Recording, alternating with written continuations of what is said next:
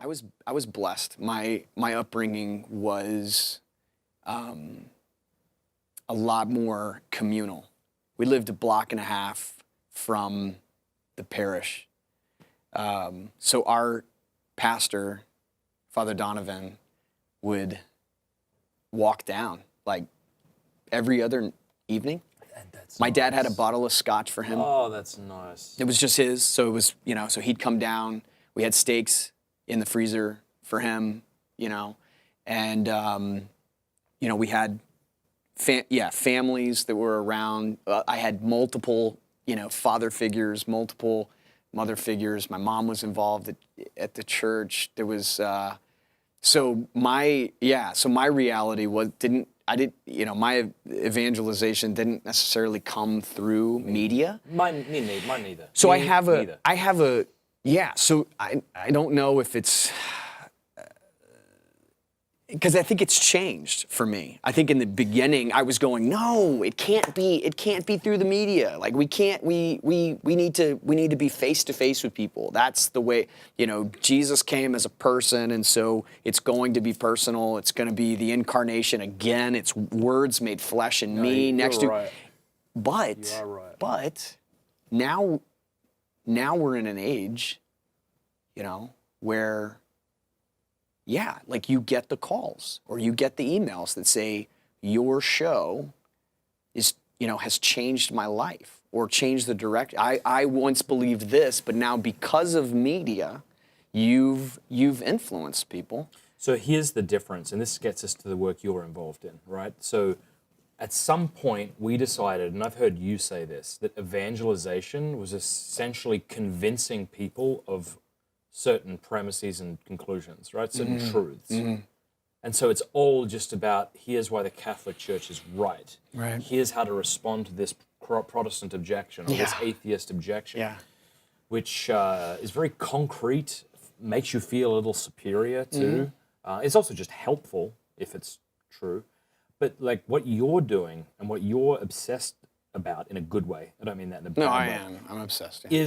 Is realizing that we're human beings who need relationships. Right. So it's not just like, so the person who listens to Pints with Aquinas and has like an intellectual conversion, they'll be screwed unless they get plugged into real community. Right. It'll last a week or a year. Yeah. And then they'll have nothing. We are church. We're community. Right. Yeah, I would say, speaking of obsessions, I think that probably for the last 2 decades or so in Catholic evangelization,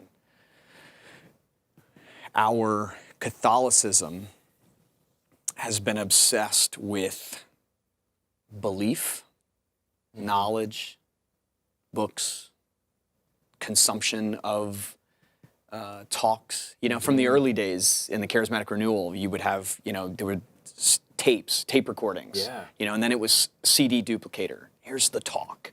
Pass it on, share it with people. Yeah. Paper, this type of stuff. Obsessed with this idea that the more I know, and the more I believe about what I know, the stack of books that I've read somehow equals how holy I am. And maybe you don't even believe. Maybe you don't believe that. Maybe you know that it's right belief and right action or right practice, but the perception, right? So somebody who has read a lot or somebody that knows a lot, and I'm sure you deal with this comparison. Obviously, you probably compare yourself to smarter people. Yeah, it's not difficult. And your perception of them is that they are at a higher level of relationship with God because they know more, because they believe more, because they have some kind of superpower brain that is able to consume and then regurgitate, right? So the holiest people of all, this is, again, back to this kind of obsession that we've seen in the last 2 decades, the holiest people of all are those of us who get a microphone. To now I have all this belief and I have all this knowledge and I'm so convicted by it that now somebody's going to hand me a microphone and I'm going to share it. It's why every time we get off stage, right, there's some young kid who comes up and says, I want to do what you do. How do you do, because they see something that they're going, whoa, you have celebrity status, you're smart, you're obviously holy because they've put you on stage, right? And so this obsession, I feel like, is sort of, it's coming to an end.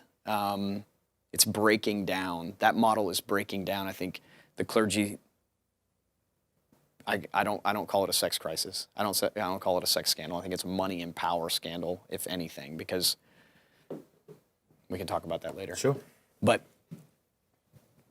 the idea that the more I believe, the holier I am. I don't know if I ever thought that, though. I don't know if I ever thought that. No. I don't think we think that, but that is the perception we. Is it? Yeah, of course. I mean, I think the reason I wanted to do this is I saw people having influence in a positive way, and I saw the way my life has changed, and I wanted to do that for other people. Okay, here's an example, right?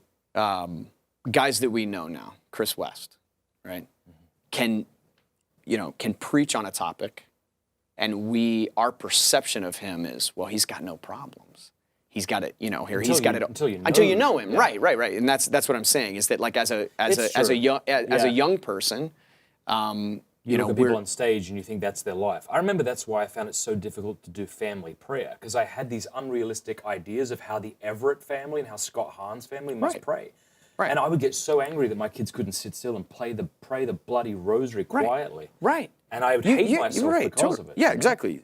Scott and Kimberly Hahn, perfect example, right? Of, we just need to be like them. I need to be as smart and as knowledgeable and articulate as Scott Hahn. And that's my sort of goal. And we look at the saints that we lift up. I mean, again, it's knowledge. It's this idea of I've got to know more, I've got to believe more, right?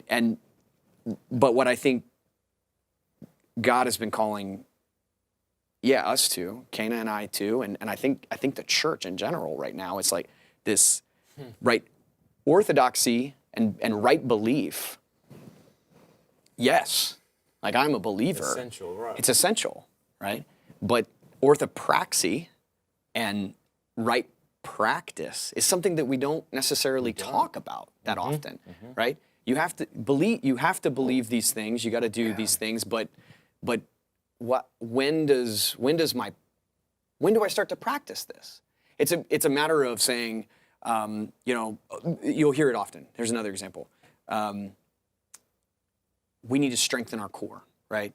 The church needs to pour into their own people. We need to have these Bible studies and men's groups and women's groups and retreats and we're all just, at what point do we say, okay, you're ready?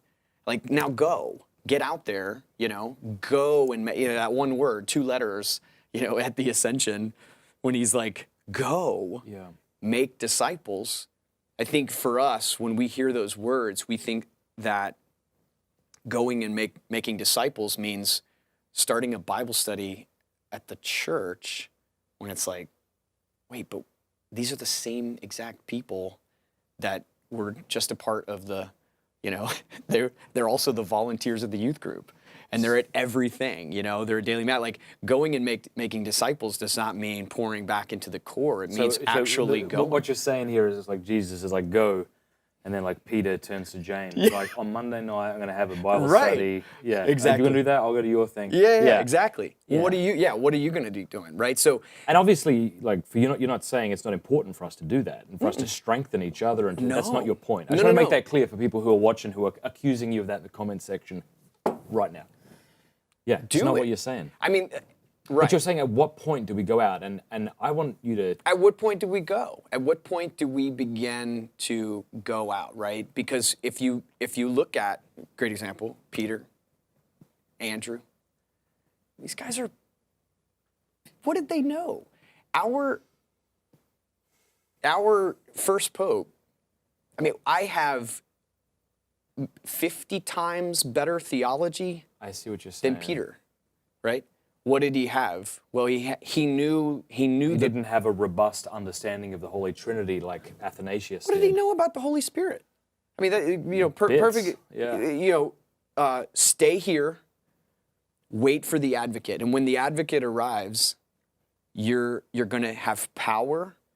You'll know what to say, and you'll do greater things than I when I was with you. It's better that the advocate comes than if I were here with you. Those are Jesus' words. That's what Peter understood about the Holy Spirit. He had no idea how it was going to rise. So our theology of the Holy Spirit is way better than Peter, but yet we're still spending our energy learning about the Holy Spirit.